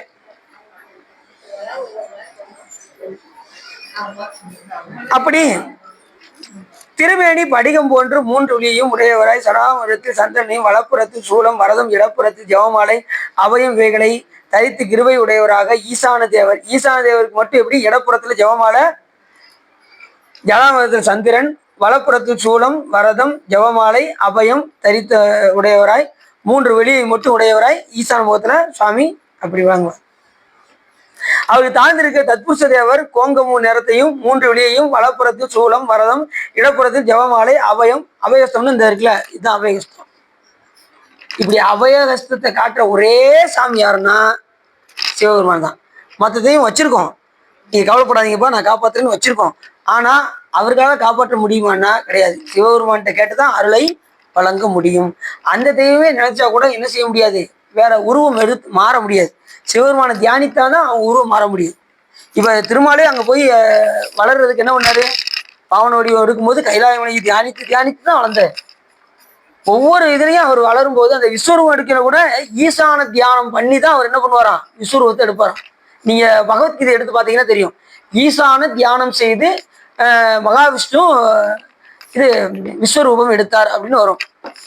அந்த இதுக்கு ஈசானம் தான் பேரு, அந்த ஈசான விஸ்வரூபம் தான் பேரு அந்த இதுக்கு.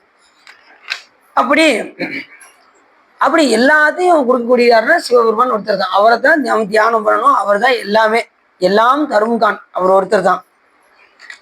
அப்படி இடப்புறத்தில் ஜெபமானே அவர் அபயகஸ்தத்தை சொல்லும்போது சொல்றாரு, அஞ்சேல் என்று ஆண்டவார் அன்றே என் அம்பலத்து அமுதே புல்லனை இந்தும் பொறிகளங்கி நெறி மயங்கி வழிந்து டை மேலுந்தி அளமந்த போதாக அஞ்சேல் என்றருள் செய்வான் அமரும் கோயில் வளம் வந்த மடவார்கள் நடமாட முழவதிர மலை என்றஞ்சி சில மந்தி அளமந்து மடம் ஏறி முகில் பார்க்கும் திருவையாரே.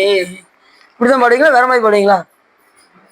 நாங்க வேற மாதிரி தான் பாடுவோம்னு நினைக்கிறேன் சிவா. இப்போதைக்கு அந்த பாட்டை நாங்க தொடவே இல்லை அப்படிங்களா? புலனை இந்தும் எது படிப்பீங்களோ, நெறிமயங்கி அறிவழிந்திட்டு ஐமேல் உந்தி அப்படி பாடுவீங்க. சரி, நமக்கு எது நமக்கு ஒரு இதோ படிக்கிற வேண்டியதான். ஆனா இது வந்து இது கொஞ்சம் ஒரு மாதிரி இருக்கும். இது வந்து ஓதுவார்கள் பாடுறது. புலனை இந்தும் பொறிகளங்கி நெறி மயங்கி அறிவழிந்து டைமேல் உந்தி ஐமேல் உந்தி கொதவளியை பிடிச்சிரும். இறக்குற நேரத்துல கொதவளியை பிடிச்சிரும், பேச முடியாது. அதுக்கு முன்னாடி செய்ய வேண்டியதெல்லாம் செஞ்சு வச்சிருப்பா அப்படின்னு சாமி சொன்னா நாம செய்யறதே கிடையாது. அதுக்குள்ளேயும் தானம் பண்ணுங்க, தர்மம் பண்ணுங்க, இருக்கிறதெல்லாம் காலி பண்ணுங்க, அருளை வழங்குங்க, நான் இருக்கிற பொருள் எல்லாம் அருளா மாத்துங்க. சிவன் இது எல்லாருக்கும் புரோட்டாவா வாங்கி கொடுத்துருக்காங்க, பொருள் எல்லாம் அருளா மாத்திக்கிட்டு இருக்காங்க. அதனால எல்லாருமே என்ன பண்ணுங்க, தான தர்மம் பண்ணுங்க, பொருள் எல்லாம் அருளா மாத்துங்க. ஏன்னா என்ன இங்க சொல்றது, இங்க இருங்க, என்னன்னா கடைசி காலத்துல நீங்க செய்யற தானம் தர்மம் உங்களை காப்பாற்றும். இது தர்மம் தலை காக்கும் சொல்றாங்கல்ல. ரெண்டாவது, படுத்த படுக்கையில இருக்கும்போது உங்களுக்கு சீக்கிரம் வேதனை இல்லாம ஆக்கிரும். கொதவடியை பிடிக்காது, நிம்மதியா உயிர் போகும். இந்த இறக்குற தருவாய் தான் ரொம்ப கஷ்டமான நேரம். அந்த நேரத்துல யாரு காப்பாத்துவானா, சுவாமி ஒருத்தர் தான். அந்த நேரத்துல உங்களுடைய வழிபாடும் உங்களை காப்பாற்றும். உங்களுடைய வழிபாடும் நீங்க செய்யற தான தர்மமும் உங்களை கடைசி நேரத்துல படுக்கையில் அழுந்த விடாமல் காக்கும். கடைசி காலத்துல நம்மள இது படுக்கையில அழுந்த விடாமல் தடுப்பது எதுன்னா தான தர்மம் தான். அழுந்தாம நம்ம வந்து என்ன செய்வோம், நம்ம நிம்மதியா போவோம். இல்லைன்னா படுக்கையில அழுத்தியும். அப்ப இருக்கும்போது நம்ம நல்ல தான தர்மம் செஞ்சுக்கிட்டே இருக்கணும். இப்பிறவி தப்பிடில் எப்பிறவி வாய்க்கும். இப்ப கிடைச்சிருக்கு, நம்ம செல்வம் இருந்தானே செய்ய வேண்டியதானே. இல்லைன்னா பரவாயில்ல, இல்லைன்னா கூட ஒரு ஆப்ஷன் இருக்கு, என்கிட்ட துட்டு இல்லை அப்ப பெருமானே யார் மூலியமாவது கிடைக்கட்டும் பெருமானே அப்படின்னு நினைச்சாலும் உங்களுக்கு புண்ணியம். நினைக்கணும், நினைக்காத செய்யலாம்ல. இல்லைன்னா பண்ணல, இருந்தா கொடுக்கணும் கண்டிப்பா. ஏற்கனவே ஒரு பல தடவை சொல்லியிருக்கேன், இருந்தா நல்லா கொடுத்தேன் அடியார்களுக்கும் சிவபெருமானுக்கும் கொடுத்து கொடுத்து கொடுத்து மகிழுங்க. ரெண்டாவது கொடுக்கும்போது மகிழ்ச்சியோட கொடுக்கணும். கொடுக்க வேண்டியிருக்கு என்ன பண்றது அப்படின்னு சொல்லி என்ன செய்யக்கூடாது, பணம் வந்து கொடுக்கும். சரிதானே? சரி. இந்த பிறவில சாமி நம்ம கொடுத்துருக்காரு, அதை நம்ம செவ்வனே பயன்படுத்த வேண்டும் என்று தான தர்மங்கள் செய்ய வேண்டும். சரி, ஏன்னா இது எல்லாரும் பண்ணுவீங்க, நமக்கு எனக்கு தெரியும் அப்படின்னு தெரியும், எல்லாமே நல்லாவே பண்றீங்க, இருந்தாலும் நல்லா பண்ணுங்க.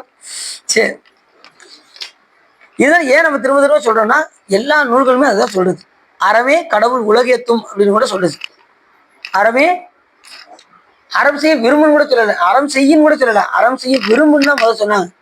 அறம் செஞ்சே ஆகணும் நீ அப்படின்னு சொன்னாங்களா? இல்ல, அறம் செய்ய முதல் விரும்பணும். விரும்பினா தான் நீங்க செய்யவே முடியும். 10 விஷயம் நம்ம செலவழிக்க மாட்டோம்னு இருந்தோம்னா எப்படி சொல்லுங்க? தர்மம் செஞ்சுக்கிட்டே இருக்கும். சரி,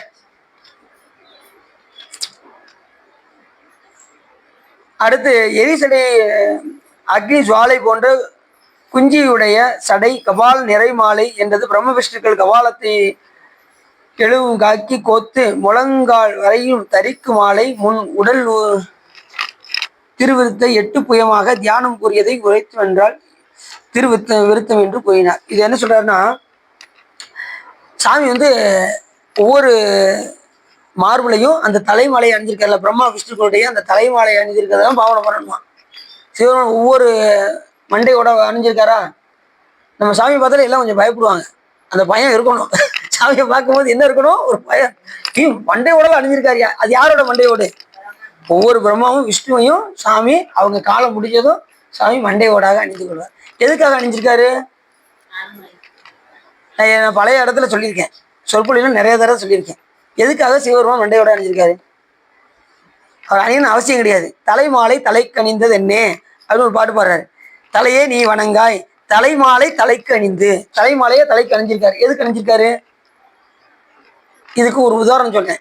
ஒரு சீஃப் மினிஸ்டர் போய் பதவியில் உட்காரும் போது மேலே போட்ட வரிசையா இருக்கும். 1990 to 95, 96 to 5 வருஷம் காலம். இப்ப சொன்னதுக்கு அப்புறம் சொல்றீங்க, நான் அதான் உங்களுக்கு ஞாபகம் வருதான்னு கேட்டுட்டே இருந்தேன்.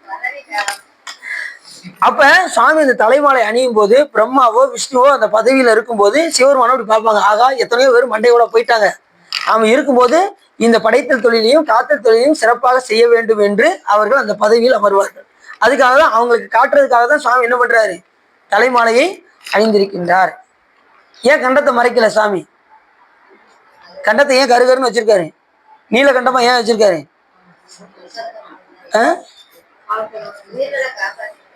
காப்பாத்தினாரு. ஏன் இப்ப பிளாஸ்டிக் சர்ஜரி அதுன்னு வந்துருச்சுல, இப்ப அறுவை சிகிச்சை, அதுதான் அதை சொல்லுங்க. அதுதான் தேவர்கள் எல்லாம் போய் கேட்டுக்கொண்டதுனால சிவபெருமான் அப்படியே வச்சிருக்காரு, இல்லைன்னா அதை மறைச்சிருப்பாரு. சாமி ஒரு விண்ணப்பம் அப்படின்னாங்க, சொல்லுங்கப்பா அப்படின்னாரு சாமி. சாமி அந்த கண்டத்துல அப்படியே இருக்கட்டும் சாமி, அதை மறைச்சிடாதீங்க, உங்களை பார்க்கும் போதெல்லாம் நாங்கள் செய்த தவறு எங்களுக்கு ஞாபகத்துக்கு வர வேண்டும் என்று அவர்கள் கேட்டுக்கொண்டதுக்காக சிவபெருமான் கண்டத்துல அந்த நீலகண்டத்தை வைத்திருக்கிறார். எதுனாலும் சாமி காரணம் இல்லாமல் எதையும் வச்சிருக்க மாட்டார். அது மாதிரி சிவபெருமானுக்குரிய அங்க அடையாளங்கள் வேற எந்த தெய்வத்துக்கும் கிடையாது. அது ஒன்றே நமக்கு முழுமுதல் பொருள் என்று நமக்கு உணர்த்தக்கூடியது. ரெண்டாவது, நல்லா கேளுங்க, எந்த தெய்வமாவது குழந்தை குட்டியோடு இந்த அருள் செய்யறதுக்கு பார்த்துருக்கீங்களா? எனக்கு அப்படி ஒரு தெய்வத்தை காமிங்க பார்ப்போம். குழந்தை குட்டியோட எந்த சமயம் நீங்க பார்த்துருக்கீங்களா? சிவன் ஒருத்தர் தான் குழந்தை குட்டியோடு குடும்ப சகிதமா உட்காந்து அருள் செய்வார். வேற எந்த சமயம் அப்படி கிடையாது. விஷ்ணுக்கோ இல்ல பிரம்மாவுக்கோ இல்ல எந்த தெய்வத்துக்கும் கிடையாது. போனீங்கன்னா உங்களுக்கு போகமூர்த்தியா இருந்து குடும்பத்தோடு இருந்து அருள் செய்வார் சாமி. போகமூர்த்தியா இருப்பாரு, அப்புறம் யோகமூர்த்தி உங்களுக்கு யோகத்தையும் சொல்லுவாரு. கொஞ்சம் அநியாயம் நடந்தா வேக வடிவத்தையும் எடுப்பாரு. 2 அடி அடிச்சாலும் திருத்துவாரு. வேக வடிவத்தை வேகம் போகம், வேற என்னது? வேகம் யோகம் போகம். வேக வடிவம் காலசம்காரமூர்த்தி, காமசம்காரமூர்த்தி, சங்கசம்காரமூர்த்தி, தெய்வாதமூர்த்தி, ஏகவாதமூர்த்தி, தஷ்டாமூர்த்தி யோக வடிவம். காலனை எட்டி உதைக்கிறது, அப்புறம் திரிபுரத்தை எரிச்சது, அப்புறம் இதெல்லாம் இந்த சம்காரமூர்த்தி முழுவதுமே வேக வடிவம். குழந்தை குட்டியோட இருக்கிறது, குடும்பத்தோடு இருக்கிறது, அப்புறம் விநாயக அனுக்கிரக மூர்த்தி, அப்புறம் சோமாஸ்கந்த மூர்த்தி, இதெல்லாம் போக வடிவம். கல்யாண சுந்தர மூர்த்தி, மீனாட்சி அம்மையார் திருமணம் முடிச்ச மாதிரி இருக்காருல்ல, அதெல்லாம் போகமூர்த்தி. போகம் வேகம் யோகம். யோகம் தட்சிணாமூர்த்தி. இதெல்லாம் சாமி அந்த தகுந்த மாதிரி இந்த மாதிரி எல்லாம் சிவபெருமான் ஒருத்தர் தான் செய்ய முடியும், வேற எந்த தெய்வத்தாலையும் செய்ய முடியாது. சரி, அப்படி விழி 3க்கு ஒவ்வொரு திருமுகமுடையராய் முச்சுடர் போன்ற நிறமும் இவ்விரண்டு விழியும் வரதம் அவையுமாக இவ்விரண்டு கையும் உடையவாக விளங்கா நிற்ப. பிரகாசம் உள்ள செவ்வரத்தம் பூ போன்ற நிறமும் மூன்று விழியும் கோபத்தினால் இடி போன்ற திருவாக்கையும் வலப்புறத்தில் கமண்டலமும் வேல் சூலம் மழு பிரமதண்டம் இடப்புறத்தில் வால் கோடகம் இப்படி இப்ப எல்லாத்தையும் மொத்தமா சொல்றாரு. சதாசிவமூர்த்தியில இந்த இந்தந்த ஆயுதங்கள் இந்தந்த மலர் மாலைகள் இதெல்லாம் விளங்கி தோன்றும். அர்த்தமூர்த்தத்தில் தியானம் செய்து இதயத்தில் சுவாமி என்ன செய்யணும்? தியானம் செய்யணும். எந்த வடிவத்தை? சதாசிவமூர்த்தி தியானம் செய்ய வேண்டும்.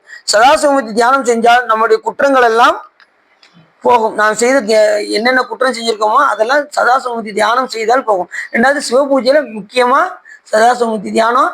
ஏன்னா அன்றாடம் நம்ம செய்யக்கூடிய வினைகள் எல்லாம் அந்த மூர்த்தி தியானம் செஞ்சு கடைசி அதில் கொடுக்கும்போது தான் எல்லாமே போகும். சாமிக்கு அந்த 11 மந்திரத்தை சொல்லி கொடுக்க பார்த்தீங்களா? அப்போ எல்லா வினைகளும் நீங்க அன்றாடம் செய்யக்கூடிய வினைகள் எல்லாம் சிவபெருமான்கிட்ட கொண்டு போய் சேர்த்துக்கொண்டே இருக்கும். அது மாதிரி ஒவ்வொரு செயலையும் சிவபெருமான் திருவருள் செய்யும் போது அந்த செயலெல்லாம் யார் ஏத்துக்கிறா? சிவபெருமானே ஏத்துக்கிறார். உங்களுடைய செயலெல்லாம் நீங்க உங்க செயல் நினைச்சு செஞ்சீங்கன்னா அது வினை இருக்கும். எல்லாம் சிவன் செயல்னு சொல்லி செஞ்சீங்கன்னா வினை இருக்காது. புரியுதா? Siva very good.